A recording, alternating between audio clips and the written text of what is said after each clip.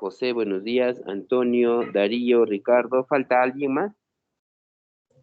Sí, doctor, falta Keiko, pero ya le voy a llamar por Teams. Tiene Ya, problemas con su red. ya está. A ver, ¿quién me tocaba exponer hoy día? Por favor, Ole. Buenos días, doctor. Ya, doctor. Un momento, comparto la Hola, pantalla. Ricardo. A ver, vamos a ver, comparte. Ya. Hola, Keiko, buenos días.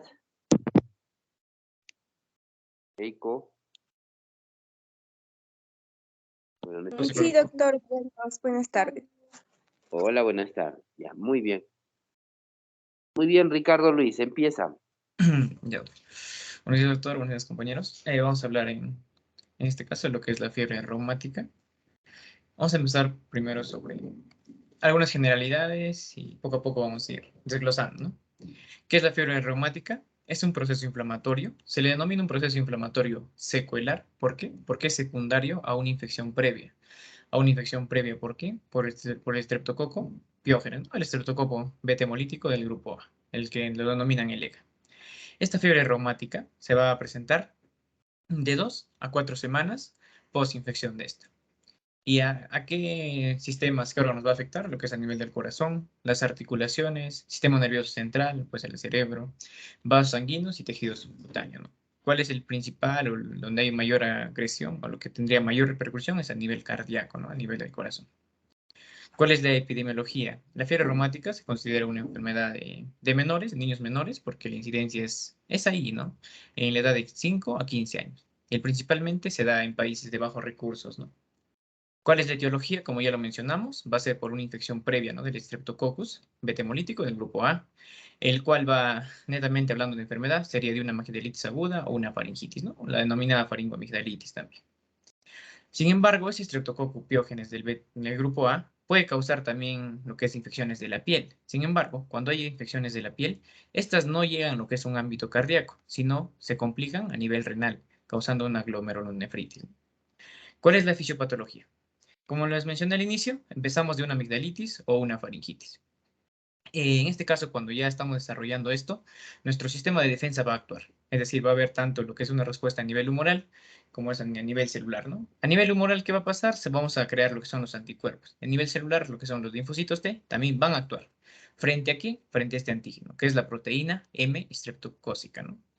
La fisiopatología principal se da acá. Esta proteína M va a generar lo que es un mimetismo molecular. ¿Con quién? Con las proteínas tanto del sistema nervioso, como también con las proteínas del tejido miocárdico, ¿no? Es decir, nuestro sistema de defensa ataca esta proteína M streptocócica, pero también a la par, como hay un mimetismo, hay una similitud entre estas proteínas, también va a atacar lo que es al miocardio y a nivel del sistema nervioso central, ¿no? Eso es lo que se le conoce como la reacción cruzada. Después de esta reacción cruzada va a haber un proceso denominado hipersensibilidad del tipo 2, lo cual nos va a causar una inflamación, y el cual va a causar las lesiones y todo lo que vamos a ir a ver más adelante. La patología, este es importante, ¿no? Porque gracias a estos denominados cuerpos de Auschwitz, que se va a ver lo que es a nivel de una microscopía, estos cuerpos de Auschwitz son los que van a causar los bloqueos auriculoventriculares. Es por eso que lo vamos a ver con un aumento del intervalo PR, ¿no? Que lo vamos a ver más adelante. Las células de Anish-Coe son esas pequeñas células, tal vez no se mira por el dibujito muy pequeño, pero son células con un núcleo alargado a nivel patológico. Entonces, la fiebre reumática, al igual que toda enfermedad, va a tener características clínicas. Los síntomas constitucionales que generalmente tiene todo paciente son la fiebre, el malestar general y la fatiga. Pero vamos a enfocarnos más en estos 5 ítems, ¿no? Que son las características clínicas más frecuentes y también nos van a ayudar para clasificarlos según los criterios de Jones, ¿no? Que lo vamos a ver más adelante. Primero vamos a hablar de la artritis, que se presenta en un 60-80% de los pacientes, haciendo énfasis en la artritis, ya que es una manifestación, eso es una característica clínica que se va a ver en la mayoría de los pacientes y es el más predominante de todos. ¿Cuáles son las características de esto? Que se va a presentar en grandes articulaciones, puede ser en la muñeca, en el codo, en el hombro, en las caderas, ¿no? Y es del tipo migratorio. Es decir, un día te duele en tal región, desaparece el dolor y se transmite hacia otra región. Generalmente suele resolverse en la cuarta semana sin tratamiento, ¿no? Y algo importante de la artritis, o en este caso la poliartritis migratoria, es que responde bien en la acción a los AINES de las aspirinas, ¿no? ¿Qué los vamos a ver en tratamiento? El otro ítem importante es la carditis, que es el segundo más frecuente. Sin embargo, la carditis es el más alto a nivel de morbilidad y mortalidad. Es el más importante, no tiene repercusión más importante que todas. ¿Dónde se va a presentar? A nivel de las válvulas izquierdas, en el lado izquierdo, ¿no?, del corazón. ¿Por qué? Porque hay ahí una mayor presión. Generalmente se presenta lo que es a nivel de la válvula mitral. También puede haber a nivel de la válvula mitral y también comprometer a la aórtica. Sin embargo, es un porcentaje menor, ¿no? Y solamente la aórtica es un porcentaje aún mucho menor. Es a nivel de las válvulas izquierdas. También se puede presentar a nivel de las válvulas derechas, ¿no? Por ejemplo, puede ser a nivel de las válvulas tricúspides, pero su porcentaje es netamente menor. Algo importante de esta carditis que menciona es que va a originar lo que es una pancarditis. ¿Qué es una pancarditis? Va a afectar tanto lo que es al endocardio, al miocardio y al pericardio. Cuando afecta el endocardio es donde se van a ver vistas afectadas lo que son las válvulas, ¿no?, causando las denominadas valvulopatías. Entonces, dentro de estas valvulopatías, ¿qué es lo que pueden suceder? Podemos desarrollar lo que es una insuficiencia, una estenosis o un patrón mixto. El predominante es encontrar un patrón mixto, tanto una insuficiencia como una estenosis. ¿Y cuál es el principal? El principal es el patrón mitral, ¿no?, una valvulopatía mitral.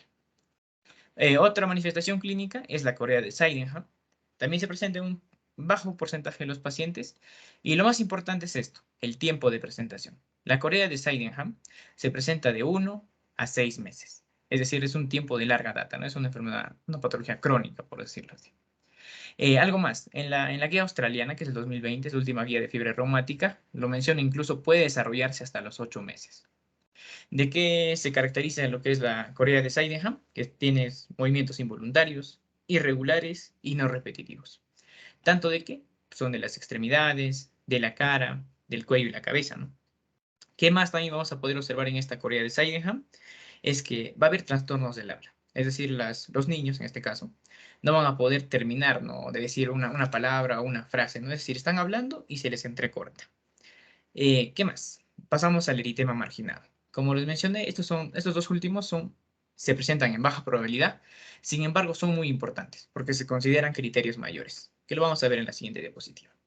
Algunas características, por ejemplo, del eritema marginado es indoloro, no pruriginoso, es decir, no produce esquesor, no produce picazón, ¿no? Como lo pueden ver en la imagen, son de color rosadito, incluso en estadios iniciales son de color rojito, ¿no? Y algo que lo caracteriza es esto, que los bordes exteriores son bien definidos. Y por último, los nódulos subcutáneos, que son el menos probable, ¿no? Pero sí se presenta y se considera un criterio mayor. Son de características duras e indoloras, ¿no? Son pequeños, de 0,5 a 2 centímetros. Tal vez un rasgo característico es que se presenta en lo que es a nivel de las superficies extensoras, ¿no? Puede ser en la región dorsal de la mano. Listo. Esto lo puse, lo aumenté recién el día de hoy, ya que nos resume todo lo que hablamos anteriormente. De la etiología, que ya lo vimos, puede ser por una faringitis o una tonsilitis, ¿no?, que es causado por por la bacteria del Streptococcus. La incidencia es a nivel de los niños de 5 a 15 años de edad. Para el diagnóstico, lo principal es esto, es evidenciar una infección previa por el Streptococcus y luego vamos a revisar los criterios de Jones. Y para el tratamiento, que todavía no lo menciono, pero más o menos va así. Primero que es, si tenemos una infección por el Streptococcus, lo que vamos a hacer es eliminar este Streptococcus. Y luego, por ejemplo, como les mencionaba, el paciente puede tener poliartritis, enfermedades cardíacas, ¿no?, valvulopatías y todo eso. También vamos a hacer un tratamiento sintomático, ¿no?, incluso la fiebre. Entonces, recordando, a nivel constitucional, ¿qué es lo que vamos a tener? Una fiebre elevada, un malestar general y una fatiga. A nivel de la piel, tenemos el famoso eritema marginado, que acá se observa mucho mejor, ¿no?, cómo son los bordes bien definidos, de color rosado, ¿no? Los nódulos subcutáneos, que son pequeños, indoloros, generalmente se ubican en las superficies extensoras, como pueden ver acá, ¿ven?, en la región dorsal de la mano. Ahí está la poliartritis migratoria, que generalmente se presenta en grandes articulaciones, como lo pueden ver a nivel del pie, de la rodilla, puede presentarse en hombros, en los codos, en las muñecas, ¿no? Y lo más peligroso, ¿no?, que es a nivel cardíaco. Tenemos las valvulitis y las pancarditis. Pancarditis, como les mencioné, afectan las 3 capas, ¿no? Y las valvulitis, que serían netamente a nivel del endocardio, en el cual vamos a presentar estas patologías. A nivel del sistema nervioso central, que ya lo hablamos, es la corea del Sydenham, ¿no? Tenemos lo que es sacudidas y estremecimiento, claro, en inglés. Es decir, van a haber movimientos, ¿no?, que son irregulares, que son involuntarios, ¿no?, que la persona va a tener. Algo característico que lo menciono en el dibujito es esto, la prevalencia. La prevalencia de esta corea de Sydenham generalmente se presenta en lo que son en pacientes mujeres. Este es un poco de la enfermedad, el curso de la enfermedad y la fisiopatología, ¿no? Primero que teníamos una faringitis, una tonsillitis no tratada. Después, como sabemos, tenemos frente a un patógeno, vamos a desarrollar gran cantidad de anticuerpos. Estos anticuerpos van a generar lo que es una reacción cruzada, o lo que es el mimetismo molecular, ¿no? Es así donde van a ir a atacar a distintos órganos, ¿no? El corazón, las articulaciones, a la piel y todo eso, causando esta reacción de hipersensibilidad y al final causando un daño, ¿no? E inflamación. Listo. Entonces, para el diagnóstico, que ya estábamos hablando previamente, primero que es, vamos a hacer un acercamiento. Es decir, tenemos que evidenciar que hay una infección previa por el estreptococo del grupo A. ¿Cómo lo hacemos esto? Mediante cultivo de garganta, mediante detección de antígenos y también por pruebas de anticuerpos, ¿no? Lo vamos a detallar más adelantecito en la siguiente diapositiva. Este es lo más importante, tal vez, del tema, que son los criterios de Jones revisados. En realidad se repite lo mismo, tanto lo que son en el UpToDate, en la guía australiana y en todos los artículos que puedan revisarlo, es lo mismo.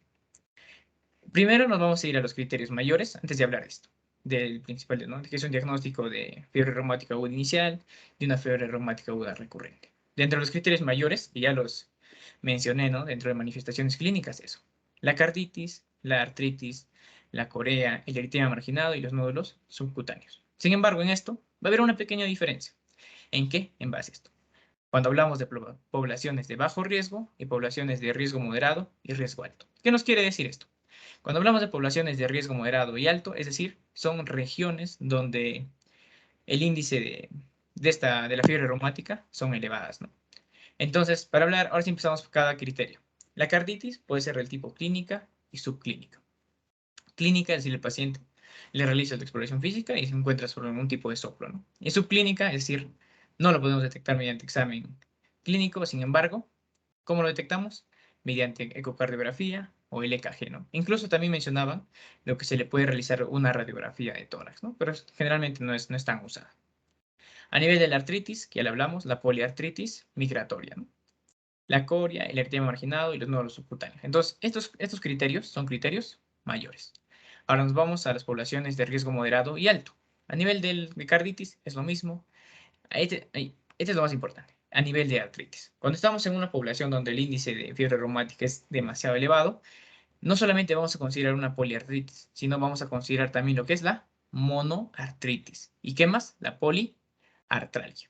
Tenemos que diferenciar bien qué es una poliartralgia de una poliartritis, ¿no? Artritis, por ejemplo, poliartritis es inflamación, el edema, el enrojecimiento, ¿no? Que es distinto a una poliartralgia, que solamente es un dolor. Dentro de los criterios menores, tenemos lo que es la poliartralgia, la fiebre. Al margen que nosotros lo denominemos como fiebre reumática, la fiebre se le considera como un criterio menor en ambos, tanto en población de bajo riesgo como en moderado y alto, ¿no? ¿Qué más? El volumen de sedimentación glomerular mayor a 60 milímetros en la primera hora y el PCR, ¿no? Que son lo que son los marcadores de inflamación aguda, ¿no? Mayor a 3, miligramos por decilitro. Y esto es algo importante que vamos a verlo en el EKG, que es el intervalo PR prolongado, ¿no? Que se va a dar en ambos. ¿Cuál es la diferencia entre estos criterios menores? Es esto. Uno, la poliartralgia, y en el otro es la monoartralgia. Y otro es la velocidad de sedimentación glomerular, ¿no? Que es uno mayor a 60 milímetros en la primera hora y el otro es mayor a solamente a 30, ¿no? ¿Y esto cómo se determina? Mediante exámenes de laboratorio. Algo importante que me olvidaba. Cualquier paciente que tenga sospecha o diagnóstico confirmado por la fiebre reumática aguda, se le debe someter lo que es a un EKG para detectar esto y también a una ecocardiografía. ¿Por qué? Porque la carditis a veces es a nivel subclínico, es decir, el paciente no presenta sintomatología. Listo. Entonces, para el diagnóstico, para hablar de confirmación, lo que vimos anteriormente, aquí está, los anticuerpos. Lo más importante son estos dos, porque va a haber un aumento del título de la antiestreptolicina O. Generalmente, ¿en qué momento empiezan a incrementarse estos? Una semana de la postinfección primaria. ¿Y dónde alcanzamos el pico? Máximo a las 3 y a las 6 semanas, ¿no? Que estaba dentro del rango, ¿no? De la presentación clínica, ¿no? Que era de 2 a 4 semanas. ¿Qué más? También el aumento del título de la ADNasa B antistreptocócica, que es el ADB. Igual, se empiezan a incrementar de 1 a 2 semanas y el máximo pico es de 6 a 8 semanas. También podemos hacer un cultivo de garganta positivo o una prueba rápida de detección de antígenos. Algo que mencionar, algo que lo puse de rojito es esto. La corea de Sydenham o la enfermedad cardíaca reumática crónica o indolente son de larga data, ¿no? Como recuerdan, la corea de Sydenham es de 1 e incluso puede presentarse hasta los 8 meses. Entonces hay que tener cuidado con esto porque los anticuerpos nos pueden salir del tipo negativo. Y para el tratamiento se abarca 3 aspectos. Uno que es la erradicación de lo que es de la infección por estreptococo del grupo A. Y otro es el tratamiento sintomático, puede ser para la artritis, para la carditis y para la corea. Y el otro es la reducción de la progresión. Es decir, para que no vayamos o lleguemos a una enfermedad cardíaca reumática, ¿no? ¿Cómo llegamos, por ejemplo, a las valvulopatías? Es decir, nosotros desarrollamos una fiebre reumática, pasa cierto tiempo, volvemos de nuevo a hacer un episodio similar, ¿no? Mientras más episodios hagamos, las valvulopatías se empiezan a incrementar, se empiezan a desarrollar, ¿no? Entonces, bueno, esos son algunos, el diagnóstico diferencial, porque no solamente que paciente que tenga carditis, ya lo vamos a denominar como si tuviera fiebre reumática, ¿no? Sino también podemos ver otras patologías, ¿no? Por ejemplo, una hipertrofia, una miocardiopatía hipertrófica, una enfermedad cardíaca congénita, o el paciente nos viene con una poliartritis y fiebre, ¿no? ¿Qué puede ser? Una artritis séptica, una artropatía viral, ¿no? Y así. Entonces, estos los dejo ante el para que lo lean, que son diagnósticos diferenciales. Y ahora sí, nos vamos a lo que es el tratamiento. Del tratamiento es sacado de 2 partes, uno que se utiliza a nivel del Perú y otro que es a nivel de la guía australiana, ¿no? Que es la última guía que está en pie. Lo que es a nivel del Perú es lo que está en rojito. Lo menciona que el tratamiento de primera línea, que es para erradicar, que es la penicilina benzatínica. Es igual, se administra vía intramuscular, es de dosis única, ¿no? ¿Y cuál es la diferencia en base a la dosis? Por el kilogramo, ¿no? Por el peso. Si es menor o igual a 27 kilogramos, el aislamiento es 600.000, si es mayor a 27, 1.200.000, ¿no? Sin embargo, ¿cuál es la diferencia con la guía australiana? La guía australiana nos dice que en primera línea debe ser la penicilina V, ¿no? O la penicilina fenoximetilpenicilina, que es del tipo oral, ¿no? Y ahí que están las dosis. En el nivel de Perú, nosotros le administramos lo que es la penicilina benzatínica, o también puede ser a nivel oral con la amoxicilina. ¿Cómo es la amoxicilina la dosis? Se administra de vía oral durante 10 días, igual, ¿no? 50 miligramos kilogramos día, en 3 dosis. Pero, ¿qué pasa si hay alergia a las penicilinas? Bueno, no podemos administrarle ni una penicilina ni la amoxicilina. ¿A qué cambiamos? Lo que es a un macrólido, ¿no? Que es la eritromicina. Cuando existe alergia a la penicilina. Es de la misma manera. Es oral durante 10 días y aquí está. Esto lo puse. 50 miligramos kilogramos día por 3 dosis por 10 días. Entonces, este tratamiento es para erradicar la enfermedad. Pero hay otro que se denomina prevención o tratamiento secundario, ¿no? Que es la prevención secundaria, es decir, vamos a evitar que exista una recurrencia. Acá sí coinciden tanto lo que se utiliza a nivel del Perú como a nivel de la guía australiana, que es la penicilina benzatínica. Es del tipo intramuscular, pero a diferencia que esto no es de dosis única, esto es cada 4 semanas, que lo mencionan cada 28 días, ¿no? 7 por 4, 28, que es lo mismo. ¿Durante qué tiempo se debe administrar? Acá lo tenemos, este es de la última. 28 días es el intervalo, que es cada 4 semanas. En caso existiera algún ataque recurrente, se va a administrar cada 21 días. Y la duración sí va a depender. Cuando sin carditis, si existe una carditis curada o si hay presencia de carditis, ¿no? Por ejemplo, si no tiene carditis, se le administra durante 5 años e incluso puede llegarse a dar hasta los 21 años, ¿no? ¿Qué más? Si existe una carditis curada, desde los 10 años hasta los 21 años. Pero en cambio, si existe una carditis, incluso tiene un compromiso o una valvulopatía desde los 10 años hasta los 40 años. E incluso se le da de manera indefinida. Más o menos este cuadrito, en la parte de abajo, que resume en realidad todo, es esto. Si nuestro paciente tiene una fiebre reumática con carditis y secuela valvular, que es lo más importante, se le administra una profilaxis secundaria que de duración de 10 años hasta los 40 años o incluso de manera indefinida.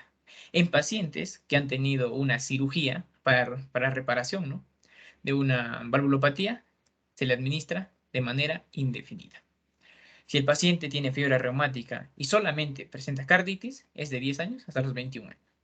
Y el paciente con fiebre reumática, el que no tiene carditis, de 5 años, es la diferencia, hasta el inicio, ¿ven? 10 años y el otro 5 años. Pero ambos se prolongan hasta los 21 años, ¿no?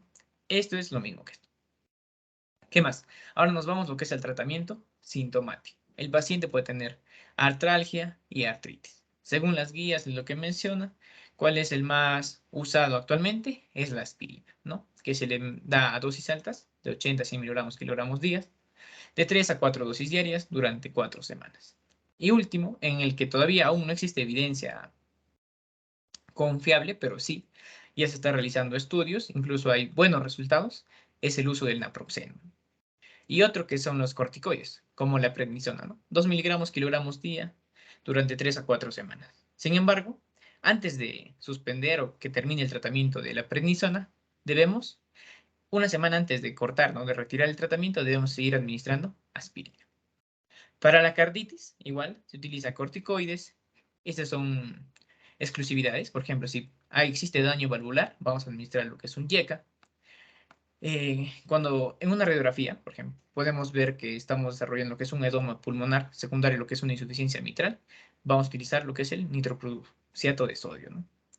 En cambio, ¿cuál es a nivel de cirugía o reparación valvular urgente? Es en estos casos, en una insuficiencia mitral severa, en una ruptura de cuerda tendinosa o un prolapso severo de válvula mitral.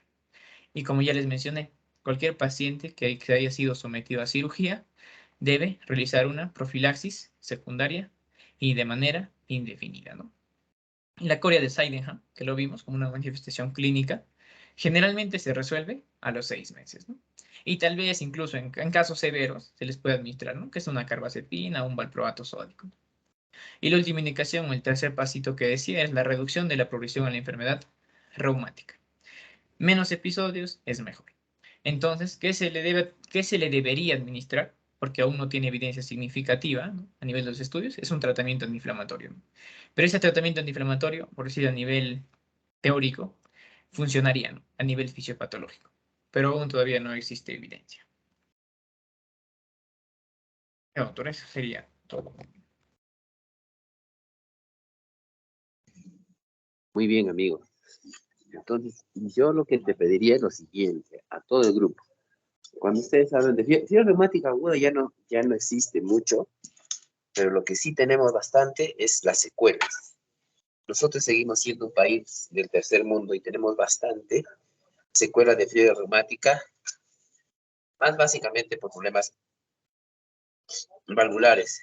Entonces, tenemos todavía secuela a nivel de válvula mitral, de lesiones cardiológicas, mitrales, ¿no? Por ejemplo, estenosis mitral reumática hay bastante. Todavía hay gente que tiene, perdón, todavía tenemos pacientes con secuelas mitrales.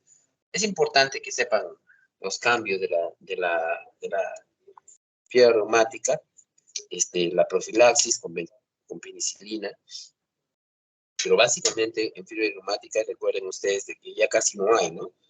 Bien es cierto, antes había mucha fiebre reumática por la ausencia de la terapia antibiótica, pero hoy en día es fácil tener acceso a eso. Recuerden una cosa, de la fiebre reumática, recuerden siempre los criterios, eso les va a venir siempre en los exámenes para cultura de ustedes. Y lo segundo es, siempre, si se hablan de fiebre reumática, tienen que hablar de secuelas. Y básicamente, ¿qué secuelas te deja?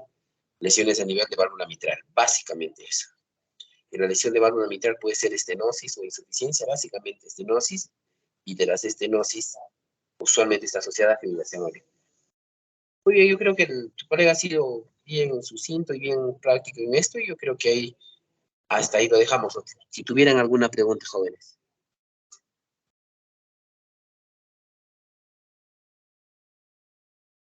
Bueno, si no tienen ninguna pregunta, el miércoles es feriado, pero tenemos que hacer prácticas. Podrán tener 8:30 a 9 de la mañana, 8:30 a 9, por favor, jóvenes, programen la reunión porque ya tenemos que hacer el caso clínico en los días siguientes. Está bien, doctor.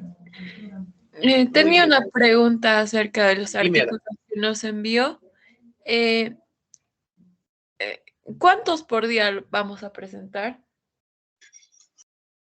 ¿O solo uno por día? No te entendí. ¿Cuántos por día?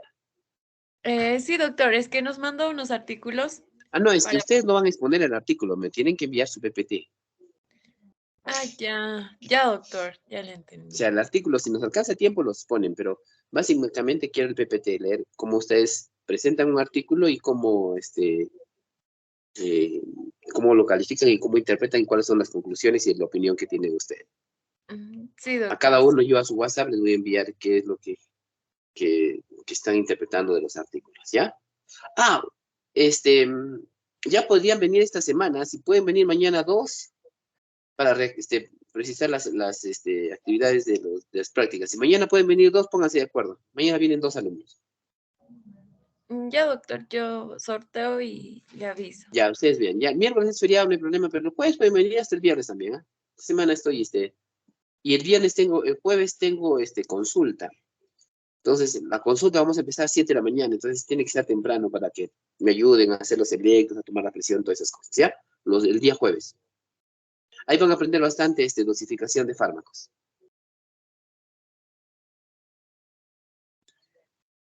Muy bien, jóvenes. Entonces, quedamos en eso, jóvenes. Que tengan ustedes buenas tardes. El miércoles programas una reunión mejor. Tranquilo, es feriado para que se levanten tarde. 9 de la mañana en punto. 8:30, 8:30. El que falta. Solamente nos falta uno, ¿no? Una exposición. Sí, doctor, nos falta de Keiko. Ya. Entonces, ¿qué? 8:30 el día miércoles. Queda. 8:30 de la mañana. ¿Eh? Está bien, doctor. Ya está bien. Ya. Muy bien, chicos. Muy buenas tardes, jóvenes. Que tengan ustedes buenas tardes. Buenas tardes, doctor. Gracias, doctor. Buenas Igual, tardes. doctor, nos vemos. Hasta luego, chicos. Buenas tardes, doctor. Gracias.